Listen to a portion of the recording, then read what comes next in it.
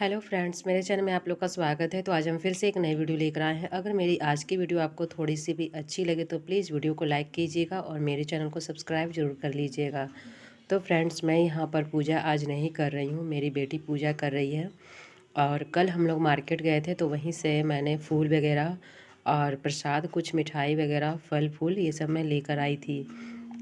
तो पूजा पाठ जब करने का नहीं होता है तो बच्चों लोग को बहुत ही समझाना पड़ता है कि ऐसे करो वैसे करो, और जितनी भी हमें जानकारी होती है उसी के अनुसार हम पूजा पाठ करते हैं।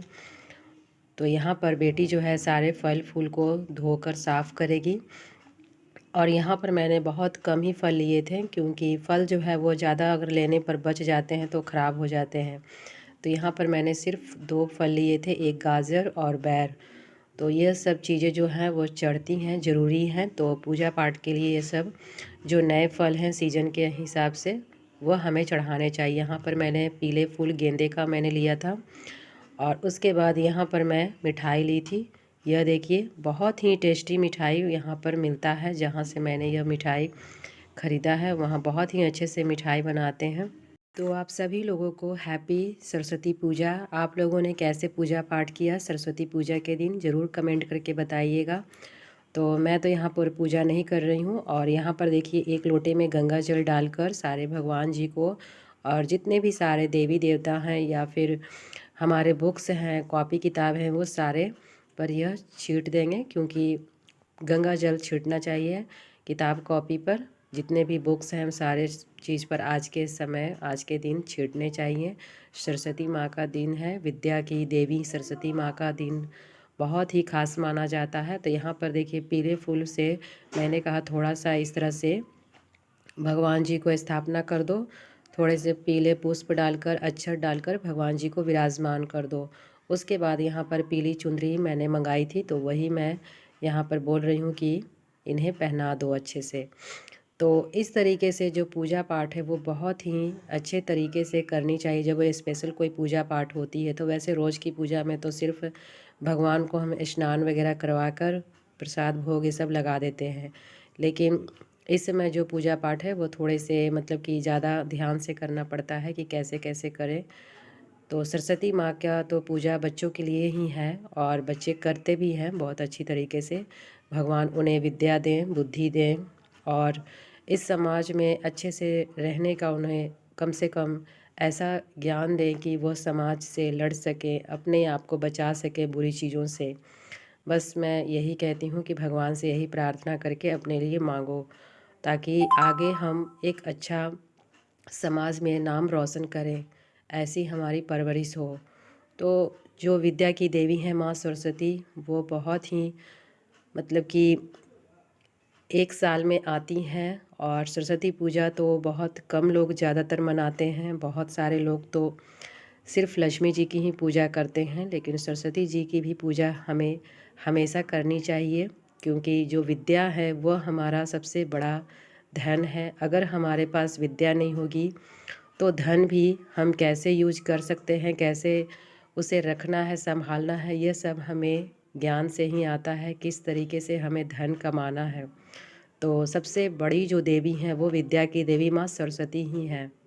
वैसे फ्रेंड्स, मैं ज़्यादा तो पूजा पाठ नहीं कर पाती हूँ, क्योंकि शरीर जहाँ तक हमें जो चीज़ मतलब कि करने में असमर्थ होता है, ज़्यादा मंदिर ये सब मैं नहीं जाती हूँ, ना ही भगवान की ज़्यादा मैं पूजा करती हूँ। सिंपल तरीके से मैं घर में डेली पूजा कर लेती हूँ। जितना हमारे शरीर से हो पाता है उतना हमें करना चाहिए। भगवान की भक्ति जो है वो अंदर मन से करनी चाहिए। बस ये है कि घर में अगर धूप दीप जलते हैं तो घर जो है वो बहुत ही अच्छा महकता है और सारा घर जो है बिल्कुल पॉजिटिव लगता है। तो घर में रहने का भी मन करता है, घर जो है बिल्कुल शांति वातावरण बना रहता है घर में। पूजा पाठ इसीलिए मैं थोड़ा बहुत डेली करती हूँ।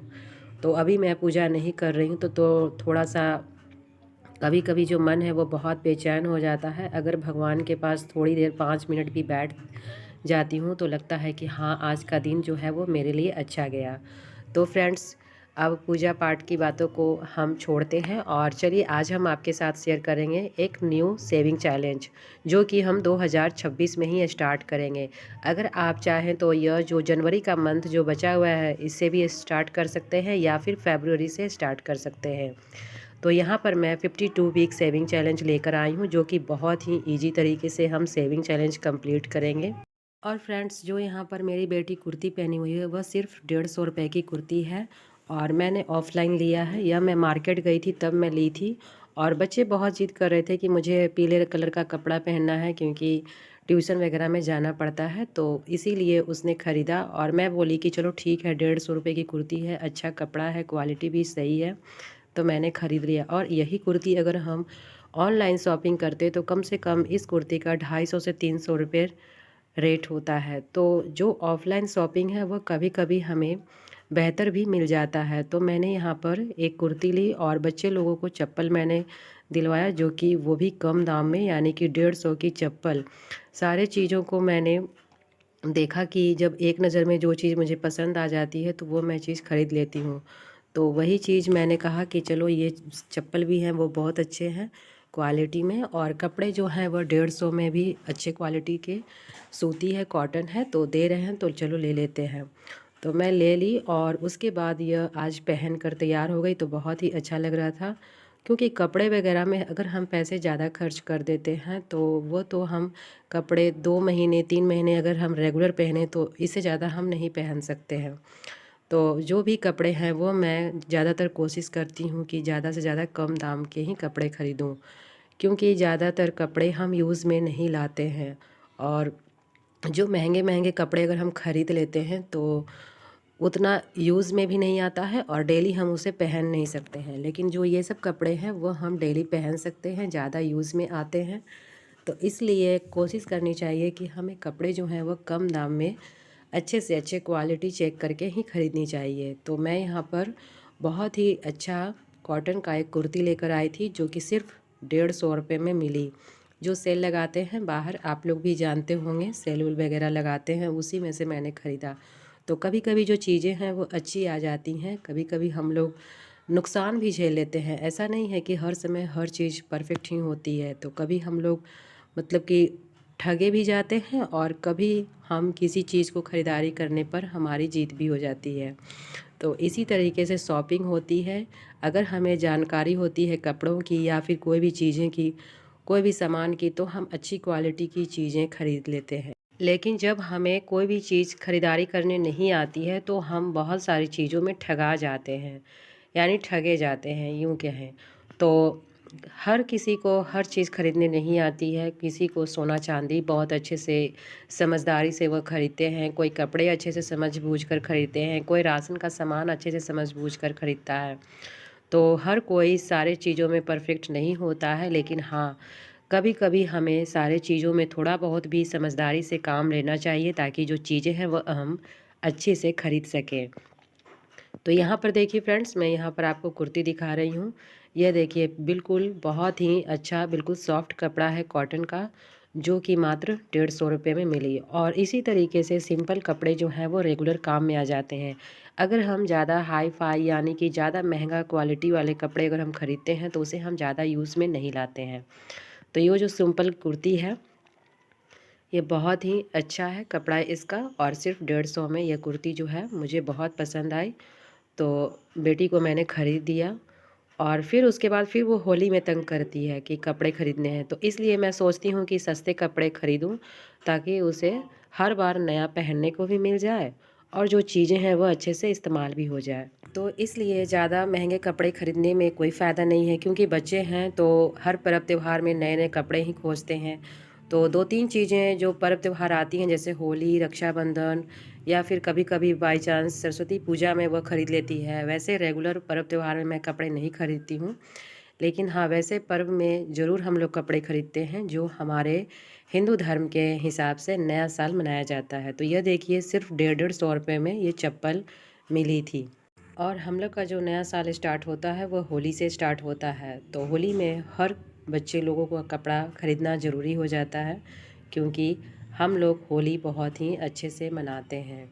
तो फ्रेंड्स, पैसों को बचाने का जो तरीका है वह इसी तरीके से हर छोटी छोटी चीज़ों पर ध्यान रखना, जैसे कि कपड़े हो गए, राशन हो गए, कोई भी हम इन चीज़ों में फालतू पैसे ना खर्च करें जिससे वह बर्बाद हो। राशन भी हम उतना ही लेकर आएँ जो हमारे घर में गृहस्थी में यूज़ हो सके। ऐसा नहीं है कि 2-3 महीने का हम इकट्ठे राशन ले आएँ और 1 महीना उसे यूज़ किए और दूसरे महीने में वो सारा ख़राब हो जाए। तो इससे जो है हमारे पैसे की बर्बादी होती है। जो चीज़ जितने महीने में लगती हैं वह चीज़ उतने ही हमें ख़रीदनी चाहिए, और अगर हम कोई चीज़ ज़्यादा ख़रीदते हैं तो उसे हमें अच्छे से सावधानी से पूरे तरीके से उसे ऐसा रखें कि वह आगे लंबे समय तक चले, ख़राब ना हो कोई भी चीज़ें, जो कि वह बर्बाद ना हो सके। तो आपने देखा फ्रेंड्स, मैंने 500 रुपये की सेविंग की थी गुल्लक में, जो कि मैंने आपके साथ वीडियो शेयर किया था। तो 500 रुपये बचाने के लिए हमें 1 महीना सोचना पड़ता है कि कहाँ से कैसे किस तरीके से हम पैसों को कहाँ से बचाएं, तभी हम पैसे बचा पाते हैं। ऐसा नहीं है कि सैलरी आई और तुरंत हम लोग पहले, मतलब कि वैसे तो हमें यह चीज़ करनी चाहिए कि अगर हमें सैलरी मिलती है तो 500 रुपये हटा देने चाहिए। तो जब मेरी सैलरी पति की आती है तो मैं क्या करती हूँ, 500 रुपये हटा देती हूँ, लेकिन उसके बाद मैं 500 रुपये लास्ट में, जब जो चीज़ें सारी पूरी हो जाती हैं, घर गृहस्थी के सामान वगैरह सब चीज़ मैं ख़रीदने के बाद, अगर वो पैसे बचने लायक होता है तब फिर मैं उसे बचा लेती हूँ। तो यूँ कहें कि 500 से 1000 रुपये मेरे बच जाते हैं कभी कभी, और कभी कभी मैं 500 रुपये ही बचा लेती हूँ। लेकिन हाँ, 500 रुपये जो है वो रेगुलर मैं बचाती हूँ, तभी जो पैसे हैं वो हमारे ज़्यादा सेव हो सकते हैं। तो जब भी आपकी भी सैलरी आए तो उसमें से आप 500, 1000 रुपये, 2000 रुपये, जितना में आपका घर चलता है उतने पैसे आप निकाल कर बचत के पैसों को अलग कर दें। इससे जो है हमारी बचत अच्छे तरीके से रेगुलर होगी, और जो भी फालतू के खर्चे हैं वो हम कटौती से चल पाएंगे। ऐसा नहीं है कि कभी 50 के चिप्स ले आओ, 10-20 के ये ले आओ, या फिर कभी हम बाहर के चीज़ों में हम खर्च पैसे कर देते हैं, तो वो सब चीज़ों से फालतू पैसों को बर्बाद करने से हम बच सकते हैं। तो फ्रेंड्स, चलिए हम 2026 में कैसे हम 52 वीक मनी सेविंग चैलेंज करके अपने पैसों को और भी आसानी से बचा सकते हैं। तो यहाँ पर देखिए फ्रेंड्स, सबसे पहले मैंने ओम का यहाँ पर मैंने मंत्र लिखा है, उसके बाद मैंने 2026 हमारा चल रहा है वह मैंने लिखा है, और 52 वीक मनी सेविंग चैलेंज है। तो यहाँ पर मैं किस तरीके से अमाउंट फिल करूँगी और कैसे हमें हर वीक कुछ ना कुछ पैसे बढ़ाकर हमें इसमें ऐड करना है। तो यहाँ पर मैंने 21 वीक का मैं बनाई हूँ, लेकिन मैं आपको 52 वीक का बता रही हूँ। तो सिर्फ हम यहाँ पर 10 रुपये से स्टार्ट करेंगे और इसे हम चाहें तो 21 तक ले चलते हैं। लेकिन अगर हम रेगुलर 52 वीक करेंगे तो हमारे पास 13,000 कुछ रुपए बच सकते हैं। लेकिन हमें 13,000 से ज़्यादा पैसे बचाने हैं, 15 से 16,000 रुपये आप बचा सकते हैं अगर आप मेरे इस तरीके से पैसों को सेव करेंगे तब। तो यहाँ पर देखिए फ्रेंड्स, सिर्फ हमारा वीक यहाँ पर मैंने लिखा है और अमाउंट मैंने सिर्फ 10 रुपये लिखे हैं, और जब हम पैसों को डालेंगे तो वहाँ पर हम फिल लिख देंगे कि हमने इतने पैसे फिल किए हैं। तो सबसे फर्स्ट वीक में हमारा 10 रुपये अमाउंट है। आप चाहें तो 10 रुपये से शुरुआत करें, क्योंकि आगे धीरे धीरे अमाउंट जो है वो बढ़ता जाएगा। दूसरे वीक में हम 20 रुपये डालेंगे, तीसरे वीक में हम 30 रुपये डालेंगे, चौथे वीक में हम 40 रुपये डालेंगे। अगर आप इसे रेगुलर करेंगे तो आपका जो रेगुलर इसी तरीके से अगर आप बिल्कुल अमाउंट फिक्स अमाउंट से चलेंगे तो आपका जो पैसा होगा 13,000 कुछ रुपये आपका सेव होगा। लेकिन अगर आप इसमें कुछ ज़्यादा पैसे सेव करेंगे, ऐड करेंगे, तो आपके पास जो पैसे होंगे वो ज़्यादा बच सकते हैं। 15 से 16,000 रुपये आप बहुत ही आसानी से बचा सकते हैं। तो यहाँ पर देखिए, मैं यहाँ पर दोनों तरीका बता रही हूँ फ्रेंड्स। यहाँ पर अगर हम रेगुलर पैसों को सेव करेंगे सिर्फ 10 रुपये से शुरू करके, तो मैंने यहाँ पर सिर्फ 10 रुपये यहाँ पर मैंने सेव कर दिया है और यह हमारा फिल हो चुका है। तो यहाँ पर हम 10 रुपये अमाउंट लिख देंगे और इसे हम टिक कर देंगे, क्योंकि हमारा 10 रुपये जो है वो फिल हो चुका है। और इन पैसों को आप एक अलग पर्स में रखें, ताकि जो पैसे खर्च वाले पैसे हैं वो और बचत के पैसे हैं वो हमारा मिक्स ना हो। क्योंकि जब हम बचत के पैसों को खर्च वाले पैसे में रखते हैं तो वो भी हमारे खर्च होने के चांस ज़्यादा बढ़ जाते हैं, तो इसलिए हम बचत के पैसों को बिल्कुल अलग रखेंगे। यहाँ पर दूसरा वीक जो है वो हमारा 20 रुपये है, तो दूसरे वीक में हम 20 रुपये ऐड करेंगे। तो इस तरीके से हम रेगुलर कर सकते हैं। लेकिन अगर हम चाहें कि हमारा जो अमाउंट है वह थोड़ा ज़्यादा हो, 15 से 16 हज़ार हम 52 वीक में हम बचाएं, तो आप चाहें तो यहाँ पर इस तरीके से कर सकते हैं। जैसे 10 रुपये के जगह पे आप 20 रुपये ऐड करें, 20 रुपये के जगह पे आप 50 रुपये ऐड करें, और 30 रुपये के जगह पे आप चाहें तो यहाँ पर 50 रुपये ऐड कर सकते हैं। 40 रुपये के जगह पे आप डायरेक्ट 50 रुपये ऐड कर दें। 50 रुपये के जगह पे आप डायरेक्ट 60-70 रुपये या फिर 100 रुपये ऐड कर दें। इस तरीके से अगर आप कुछ ज़्यादा सेविंग करेंगे तो आपके पास जो पैसे हैं वो ज़्यादा बचेंगे, और जो सेविंग है वह हमारा बिल्कुल फ़िक्स भी नहीं होगा। तो हमारा जो इंटरेस्ट है वह बढ़ता जाएगा कि मैंने कितने पैसे बचाए हैं, पर्स में हमारे कितने पैसे सेव हुए हैं। तो यहाँ पर देखिए फ्रेंड्स, मैं यहाँ पर 30 रुपये की जगह, जो हमारा 3rd वीक है यानी कि तीसरा सप्ताह है, उसमें 30 रुपये है, यहाँ पर मैंने 50 रुपये ऐड कर दिए हैं। तो हमारा एक 20 रुपये इसमें अमाउंट ज़्यादा बढ़कर सेव हो गया। इसी तरीके से अगर हम रेगुलर लेकर चलते हैं तो हमारा उतना अमाउंट नहीं होगा, 13 से 14 हज़ार के आसपास होगा। लेकिन अगर हम उससे ज़्यादा अगर हम बचत करने की कोशिश करते हैं, सिर्फ 10 रुपये से शुरुआत करके, कभी 20 डाल दिए, कभी 25 डाल दिए, कभी 50 डाल दिए, तो हमारा जो है 52 वीक में हमारा 15 से 16 हज़ार रुपये बहुत ही आराम से बच सकते हैं, जो कि हमारा एक टारगेट पूरा होने में यह हमारी बहुत मदद कर सकता है। कोई भी आपका टारगेट छोटा या बड़ा आपका हो सकता है, आप उस टारगेट को एक नए साल में बनाएं और इन पैसों को इस तरीके से बचाने की कोशिश करें। अगर आप बचत करना चाहते हैं तो इस तरीके से पैसे बचाना जो है वो हमारे लिए आसान भी होता है, और हमारा जो इंटरेस्ट है वह भी धीरे धीरे पैसे बचाने में बढ़ता जाता है। मैंने भी शुरुआत में बहुत ही कम चीज़ों से, कम अमाउंट से बचत की शुरुआत की थी, और जब मैंने पैसों को इकट्ठा मैं देखती थी तो मुझे बहुत ज़्यादा खुशी मिलती थी। तो मेरी जो ये आदत है वो बनती गई, और मेरा पैसों को बचाने में इंटरेस्ट जो है वो बढ़ता गया। तो वीडियो अच्छी लगे तो प्लीज़ लाइक ज़रूर कीजिए।